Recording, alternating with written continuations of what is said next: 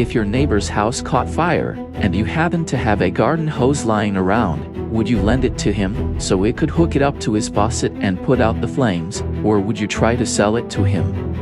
In Roosevelt's story, that neighbor was Britain, and what they wanted wasn't a hose, it was tanks, planes, battleships, and other strategic weapons, and the fire they were trying to put out was Nazi Germany. Roosevelt told this story at a press conference on December 17, 1940. At that point, the British Army had already abandoned most of its gear during the Dunkirk evacuation, and the cash and carry system had drained all of Britain's gold and dollar reserves. Some of you might ask, what about France? Well, France had already surrendered more than 6 months earlier. On June 22, 1940, Hitler made the French sign their surrender in the very same railway car where Germany had signed the armistice back in 1918. Since then, Britain had been fighting Germany on land, sea, and in the air. Even though Germany never managed to gain control of the skies over the English Channel, Britain had still lost nearly 500 merchant ships, almost 2 million tons in shipping. Things were desperate enough that Churchill handed over bases in Newfoundland, Bermuda, the Bahamas, Jamaica, Antigua, St. Lucia, Trinidad, and British Guiana. In exchange, he got 50 American destroyers on a 99-year lease. But now Britain was broke. They couldn't pay for the rest of their orders. So the choice was America's: sit back and watch Britain go down in flames, and then face Nazi Germany controlling Europe, Asia, and Africa, or step up, become the arsenal of democracy, and help Europe keep fighting. After Roosevelt's famous fireside chat on December 29, 1940, the American public made their opinion crystal clear. The support to opposition ratio for Lend-Lease was 100-1. When Churchill heard Roosevelt's garden hose story, he was stunned. Wait, it's free. Just say loan. Incredible. Thanks, Uncle Sam. On February 8, 1941, Congress passed the Lend-Lease Act. It scrapped the cash part of cash and carry, but kept the carry. That meant Britain still had to haul everything themselves, which showed America was still trying not to get directly dragged into the war. But there was a catch. Before Britain could get U.S. aid, they had to sell off their valuable businesses in America. Basically, a fire sale of British assets. London protested, but Washington said it was necessary. Painful, sure, but for survival, they agreed. Meanwhile, the war at sea kept getting bloodier. In just 3 months before Lend-Lease even passed, Germany had sunk 140 to British ships, 800,000 tons of supplies gone. If Britain had to carry its $7 billion in new U.S. aid across the Atlantic alone, most of it wouldn't make it. So Roosevelt extended U.S. Navy patrols all the way to the 25th meridian, west halfway between Africa and Brazil. When reporters asked if that meant America was escorting British convoys, Roosevelt said, no, patrolling and escorting are as different as horses and cows. You can't call a cow a horse just by changing its name. This is still just patrolling. It's for the defense of the Western Hemisphere. Unless we're attacked, the U.S. will not enter the war. Still, defense spending pulled America out of the Great Depression. For a decade, industries had been laying off workers, cutting production, afraid of overproduction. Now, the floodgates open, costs didn't materially, speed and quantity. The U.S. factories roared back to life, pumping out weapons like never before. Even Hitler admitted America's industrial output was beyond imagination.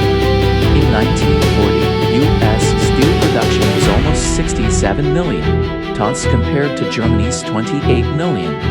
Mussolini tried to retaliate against the Lend-Lease Act by closing U.S. consulates in Palermo and Naples. Roosevelt shot back by shutting Italy's consulates in New York and Detroit, and freezing both German and Italian assets in America. By spring 1941, the British were losing ground fast in the Mediterranean. Driven out of Greece in April, off Crete in May, and under pressure in Syria and Iraq, Churchill begged Roosevelt, we need you in the Med. Roosevelt didn't bite, but in his May 27 fireside chat, he warned Americans again about the Nazi threat and declared an unlimited national emergency. But while America was preparing to be the arsenal of democracy, its own backyard caught fire. Black workers were being fired from defense jobs, sparking plans for a massive July 1st march of 100,000 people. Roosevelt couldn't afford production delays, so he ordered the army to take over the factories. On June 25th, he issued an executive order banning racial discrimination in defense industries and government agencies. Then came the real shock. On June 22nd, 1941, Hitler launched Operation Barbarossa invasion of the Soviet Union with 180 divisions. Within days, hundreds of thousands of Soviet troops were captured. Churchill, a lifelong anti-communist, stunned the world by pledging to support the Soviets. Any nation fighting Nazism will have our aid. Roosevelt, however, played it more carefully. He had the State Department issue a statement naming Hitler as public enemy number one, but he didn't promise anything to Stalin just yet. When asked if Lend-Lease would extend to the USSR, Roosevelt said, "We haven't received any requests from Moscow." Meanwhile, Time magazine reported most Americans didn't trust either Germany or the Soviets. He just hoped both would bleed each other dry. Senator Harry Truman even said, "If we see Germany winning, we ought to help Russia, and if Russia is winning, we ought to help Germany. Wait, let them kill as many as possible." Stalin never forgave him for that remark. By August 1941, Roosevelt met Churchill in secret off Newfoundland. Out of that meeting came the Atlantic Charter, a blueprint for the post-war world. It pledged no territorial expansion, support for self-determination, free trade, equal access to raw materials, and freedom of the seas. But Churchill quickly clarified in Parliament the charter did not apply to India, Burma, or the rest of the British Empire. That didn't stop independence movements from rising. In the end, Britain's empire didn't collapse from Hitler's guns but from Roosevelt's pen. The Atlantic Charter laid the foundation for U.S. dominance and the dollar system after the war. By the fall, America's patrol stretched dangerously close to German waters. German admirals warned Hitler about 20 U.S. provocations. His answer, stay calm until Russia was defeated. He didn't want a new enemy.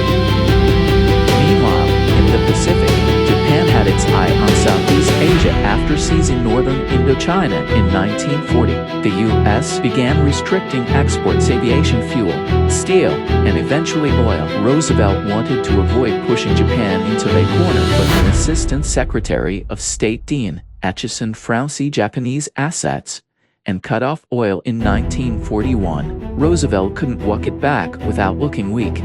By the fall, Japan's leaders had decided either negotiate a deal with America or go to war. When talks broke down and General Tojo took over, the path was set on December 7th, 1941. December 8th, in Tokyo, Japan launched its surprise attack on Pearl Harbor.